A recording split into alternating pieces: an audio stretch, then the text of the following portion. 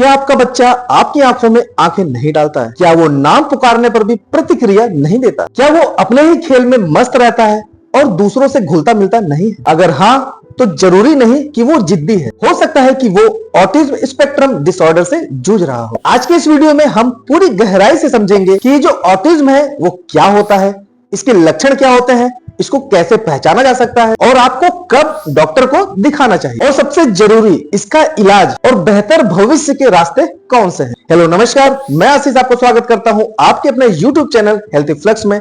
जैसा कि आप लोग जानते हैं कि चैनल एक स्वास्थ्य संबंधित चैनल है। इसके अंदर स्वास्थ्य से संबंधित आपको सारी जानकारियां दी जाती है, जैसे किस बीमारी में कौन सी मेडिसिन खानी है, उसके क्या इफेक्ट है, क्या साइड इफेक्ट है, इनके बारे में बताया जाता है। इसके साथ साथ कुछ ऐसे लाइफ स्टाइल चेंजेस के बारे में बताया जाता है कि जिसको अगर आप अपनाते हो तो निश्चित तौर पर आप अपने लाइफ को और भी बेहतर बना सकते हैं। तो देर न करते हुए जो भी स्वास्थ्य संबंधित वीडियो देखना पसंद करते हैं, मेरा उनसे रिक्वेस्ट है कि मेरे चैनल को आप जरूर सब्सक्राइब करें, साथ में बेल आइकन दबाकर ऑल पे क्लिक करना ना भूलें, जिससे मेरी आने वाली जो नई वीडियो है उनकी नोटिफिकेशन सबसे पहले आप लोग तक आसानी से पहुंच जाए।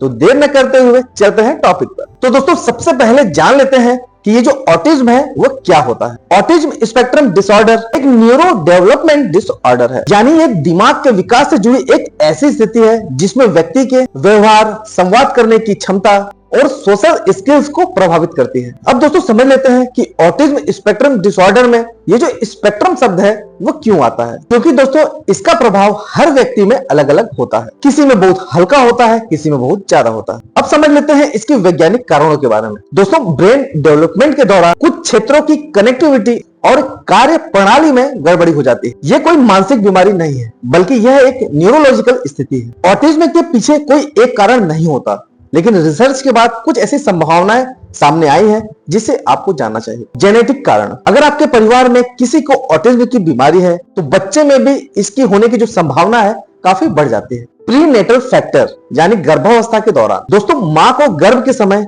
किसी वायरस का संक्रमण जैसे रूबेला वायरस, मां की अनकंट्रोल्ड डायबिटीज या थायराइड प्रॉब्लम, ज्यादा उम्र में गर्भाधारण करना, कुछ दवाओं जैसे वेल्प्रोएट का प्रेगनेंसी के दौरान सेवन करना, कभी कभी दोस्तों डिलीवरी संबंधित कुछ ऐसे कॉम्प्लिकेशन हो जाते हैं, उनके कारण भी ये संभावना बढ़ जाती है। समय से पहले बच्चे का जन्म यानी प्रीमेच्योर बेबी का जन्म होना, गर्भावस्था के दौरान बच्चों में ऑक्सीजन की कमी, इन्हीं सब प्रकार की कुछ ऐसी संभावनाएं होती हैं जिनकी वजह से बच्चों में ये जो ऑटिज्म की स्थिति है वो होने लगती है। आइए दोस्तों, अब जान लेते हैं कि आप कैसे पहचानेंगे कि बच्चों के अंदर ऑटिज्म स्पेक्ट्रम का डिसऑर्डर हो रहा है। इसके लक्षण 18 महीने से लेकर 3 साल तक की उम्र तक साफ दिखाई दे सकते हैं। सबसे पहला है सोशल तथा इमोशनल लक्षण। बच्चों की आंखों से आंख मिलाकर न देखने की आदत, नाम पुकारने पर भी ध्यान ना देना, दूसरों से मेल जोल कम करना, अकेले रहना पसंद करना। दोस्तों, जो चेहरे के हाव भाव होते हैं यानी कि जो फेशियल एक्सप्रेशन होते हैं उनका बहुत ही कम होना या गायब होना, ये सभी लक्षण ऑटिज्म के हो सकते हैं। कम्युनिकेशन की कमी, बच्चा बोलना काफी देर से शुरू करता है, इसके साथ साथ वह एक ही शब्द को कई बार दोहराता है,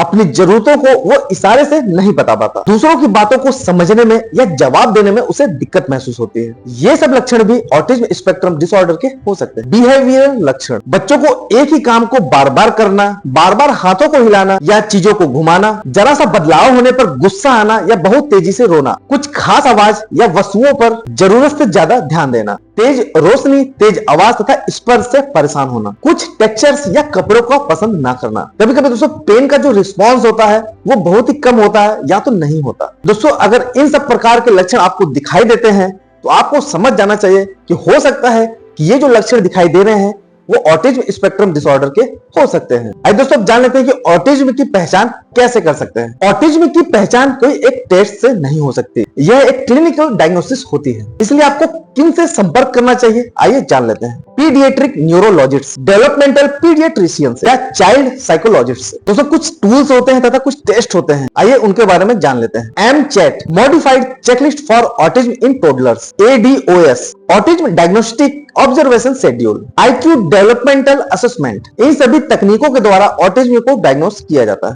आइए दोस्तों, अब जान लेते हैं कि क्या ऑटिज्म का इलाज संभव है। दोस्तों, ऑटिज्म का कोई स्थायी इलाज नहीं है, लेकिन सही समय पर अगर इसको डायग्नोस कर लिया गया और इसका इलाज समय पर शुरू किया गया तो इसकी वजह से जीवन में आगे बहुत बड़ा सुधार आ सकता है। यह एक मैनेजेबल कंडीशन है जिसमें बच्चों को समाज के साथ जुड़ने लायक बनाया जाता है। आइए दोस्तों जान लेते हैं कि इसके इलाज के कौन कौन से विकल्प हैं। ABA थेरेपी यानी कि अप्लाइड बिहेवियर एनालिसिस, ये व्यवहार को सुधारने की सबसे अच्छी थेरेपी है। इसमें बच्चों को इशारे, जवाब देना, भावों को समझना सिखाया जाता है। स्पीच थेरेपी, बोलने की क्षमता को बढ़ाने में तथा बातचीत तथा संवाद को सुधारने में ये काफी ज्यादा मदद करता है। ऑक्यूपेशनल थेरेपी, इसमें बच्चों को दिनचर्या को सुधारना जैसे खाना, खेलना तथा पहनना सिखाया जाता है। सेंसरी इंटीग्रेशन, इसमें बच्चों को स्पर्श, आवाज तथा रोशनी को समझना सिखाया जाता है। स्पेशल एजुकेशन, ऑटिज्म से जुड़े बच्चों के लिए एक स्पेशल स्कूल होते हैं और स्पेशल लर्निंग प्लान होता है, जिसके अंदर उनकी जो सीखने की प्रक्रिया होती है उनको उन्हीं के तरीकों से सिखाया जाता है। पेरेंट ट्रेनिंग, इसके अंदर माता पिता को सिखाया जाता है कि वो घर पे बच्चों को कैसे मदद कर सकते हैं। आइए दोस्तों जानते हैं कि कौन सी मेडिसिन ऑटिज्म स्पेक्ट्रम डिसऑर्डर में इस्तेमाल की जाती है। दोस्तों ऑटिज्म के लिए कुछ ऐसी खास दवाएं नहीं है, लेकिन लक्षणों को देखते हुए कुछ दवाएं दिया जा सकता है। अगर बच्चे को हाइपर एक्टिविटी तथा एग्रेशन है तो उसे रिस्पेरिडोल और एरिपिप्राजोल दिया जाता है। एंजाइटी तथा ओसीडी के लिए SSRI, सीजर के दौरान एंटी एपिलेप्टिक दी जाती है। लेकिन दोस्तों हमेशा ध्यान रहे कि दवा का इस्तेमाल डॉक्टर की देखरेख में ही करें। आइए दोस्तों जान लेते हैं कि ऑटिज्म से जुड़ी क्या क्या गलत भ्रांतियां हमारे समाज में फैली हुई। ऑटिज्म एक पागलपन है? नहीं, यह एक न्यूरोलॉजिकल डिसऑर्डर है। यह कोई मानसिक बीमारी नहीं है। ऑटिज्म का कोई भविष्य नहीं है। नहीं दोस्तों, सही समय पे सही इलाज से बच्चा सामान्य जीवन जी सकता है। अगर वो बोल नहीं पा रहा है तो ऑटिस्टिक है। नहीं, स्पीच डिले और ऑटिज्म दोनों अलग चीज हैं। आइए दोस्तों अब लास्ट में समझ लेते हैं कि ऑटिज्म से जुड़े बच्चों की देखरेख कैसे करनी चाहिए। ऑटिज्म से ग्रसित बच्चों का प्यार से तथा धैर्य से साथ दें।